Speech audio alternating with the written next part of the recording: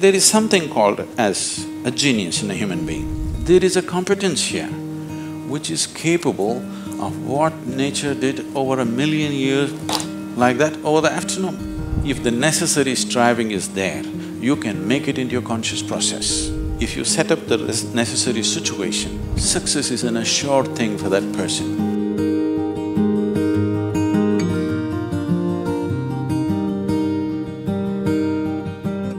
Small things or big things, it doesn't matter. In every single act, a human being longs to be successful. Life is an infinite number of doorways. If you're very diligent, you will open a few of them. If you're brilliant, you'll open many of them. But if you're truly vibrant, then they will open for you. The process of being successful becomes so complex for people that why they're working towards it is generally completely forgotten, and they will start evolving concepts of success, all kinds of concepts. What is being successful? I would like to… Can I tell you a joke? You're looking so serious.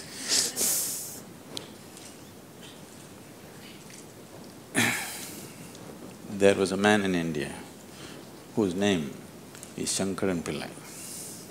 Okay, it's like John Smith.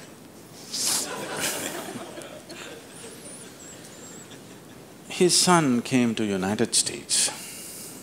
Obviously, an Indian young man means he's a software engineer. He went to Texas, Houston and started working there. Then he fell in love with a white American woman. He struggled because back home, this love affair is a crime. He struggled and struggled, then one day told his mother. Then the mother informed the father, and the father exploded. He went back home to convince him, didn't work, because in India, if you have to get married, they're tracing your family tree for 5,000 years.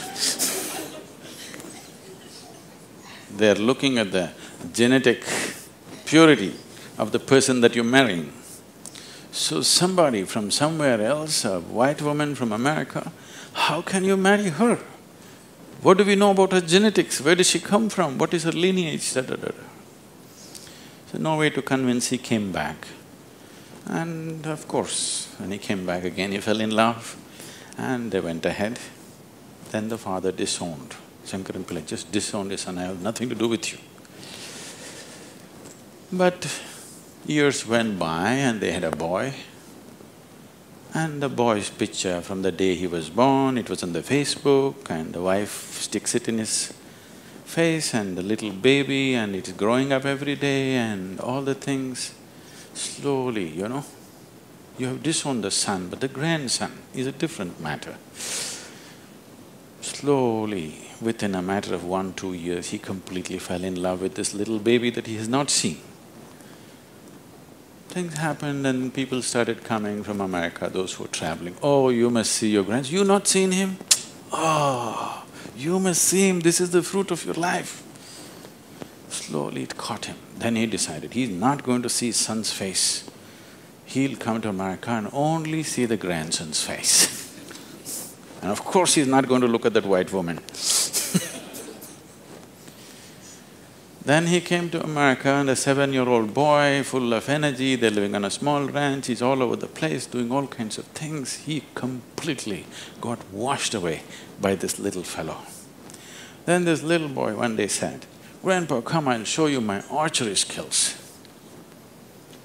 He took him to the barn inside and he went into the barn and there he saw 8 targets, all of them with the arrow in the bullseye.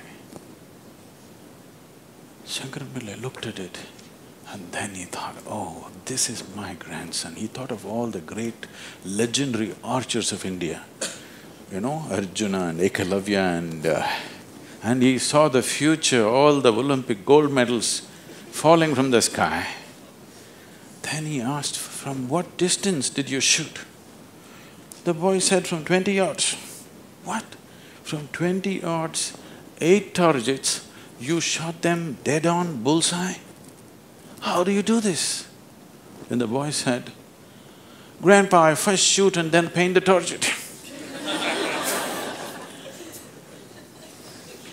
So, these concepts about being successful can be very crippling. And I've continuously been with people, they've reached a certain point of success and their concepts of success are not fitting, their life is not fitting into their concept of success and it's breaking it and they think something is going wrong. It is not going wrong, they're just getting better, situations are pushing them on, but their concept is breaking up, so they're suffering their success. You will see any number of people going through these kind of things. When we talk about success, I'm sure all of you must be already having plans as to how to unfold this success in your life. Made your plans. Plan is good. But plans again can get caught up in things because you plan from what you know today. Nobody can plan from something that you do not know. Your plan means it is an exaggeration of today as a tomorrow. Right now you're here at a certain level, now you think, my plan means this must be 10 times more in this many years or whatever, or 100 times or 1,000,000 times or whatever. But plan is just essentially an exaggeration of what is today. Maybe there is a certain logic to it, maybe there is a certain understanding of the logistic attached to it, but essentially it's an exaggeration of today. That means in many ways it's ruled out whatever other possibilities which are not yet in your experience. In Pennsylvania, you heard of the Pennsylvania floods? Pennsylvania has floods, you know. It once happened, a big flood came and water started rising in a small town and it rose up to the houses getting submerged. So 2 young boys got onto the roof of their house and they were sitting there. And then they saw a hat going up and down in front of the house. One of the boys asked, "What is that? Why is that hat going up and down?" So the other boy said, "Don't worry, it's my dad. Yesterday night he got into a fight with my mom and took a vow, hell or high water, I'm going to mow that lawn."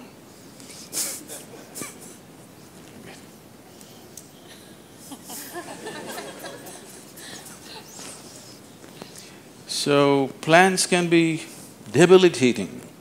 It's good to have a plan, but it's more important that you have a purpose. If you have a purpose, plans will evolve, things will happen, plans will fall apart, new things will come up. Whatever has to happen will happen. If you hold on to a certain purpose, other things will just serve that purpose. But if you are very committed to a plan as such, then plan can become a blueprint for restriction. It is also a possibility. It's all right to hold a plan, but you must hold a plan at a certain distance. You shouldn't get identified with the plan. The process of success. See, essentially success is a desire in every human being. You can put some fire into it and make it your passion. But if it becomes a need within you, that you must be successful, otherwise you will suffer, then you are heading for a problem, a serious problem. Our passions can turn into poison if we start becoming resentful for the non-fulfillment of those passions.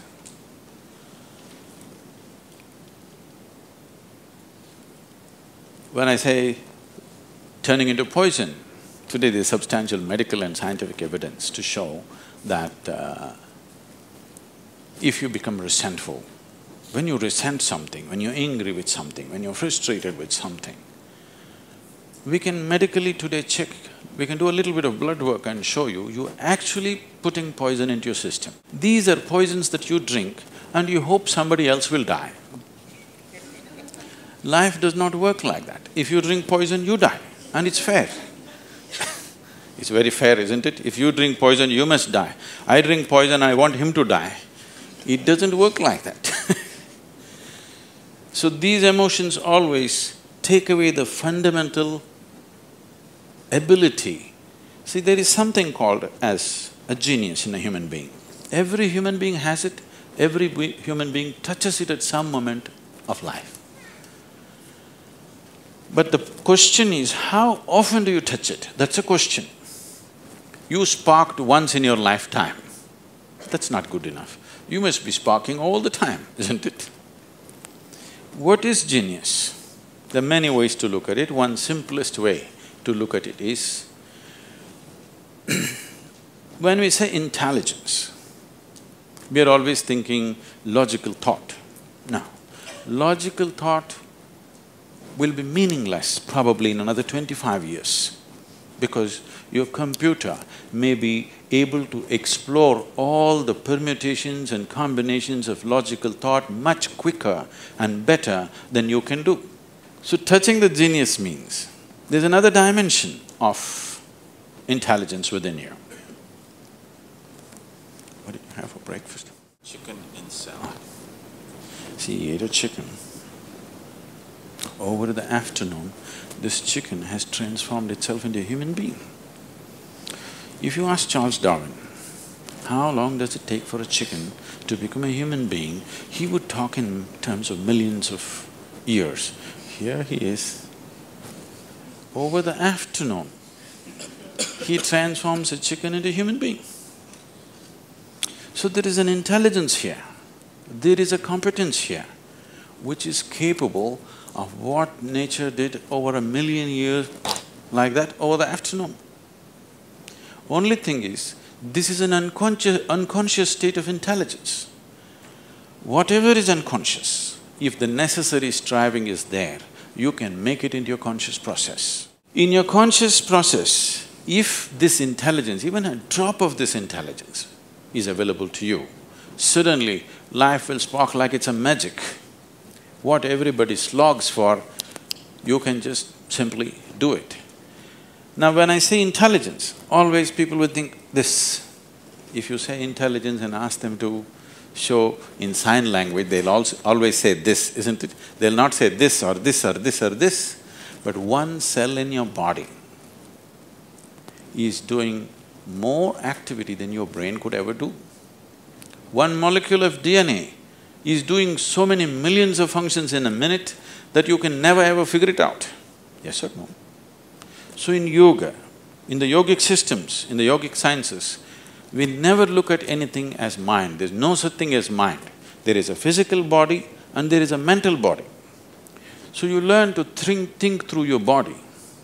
You know, it's a short session, it's not an area that we should enter right now, but I have to tell you this. There are many things personally that I do at the same time. Now people come and tell me, just now I'm entering the session, somebody comes and tells me, Sadhguru, these building plans have to happen, because we do everything ourselves. Now by the time I get out, I'll have the building plan ready as I'm speaking here, because 12 to 14 channels actively keep going on in my head. It is not just in the head, you learn to think through your body.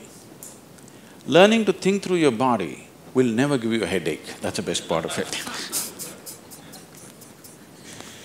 Now, all these responsibilities and 1,000 things happening at the same time, won't you get stressed? There is no such thing, because you use a deeper dimension of yourself and everybody is capable of this and everybody has it. You may not have the same level of intellect as somebody else has. That is always subject to person. But all of you eat, if you eat a carrot, you can digest it. That means you have another dimension of intelligence. Yes? If you set up the necessary situation that everything that's there within the system is available for you, success is an assured thing for that person.